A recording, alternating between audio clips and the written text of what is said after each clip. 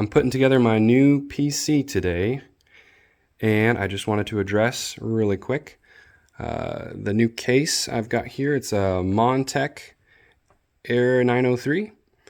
Now it's got the built-in standoffs here for the motherboard, and I noticed that the motherboard itself doesn't come with screws. I'm using an MSI board, so that prompted me to start poking around the case to see if I could find the screws.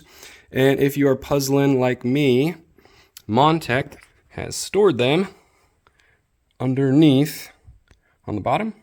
I just removed a couple screws here.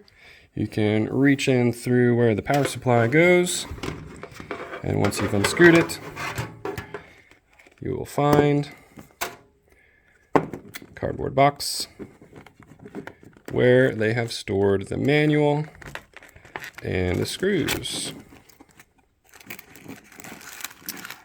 with a bunch of zip ties. So, if you are also wondering where to look for those, try flipping your case over, look on the underside, and with a little luck, hopefully the manufacturer has included those for you.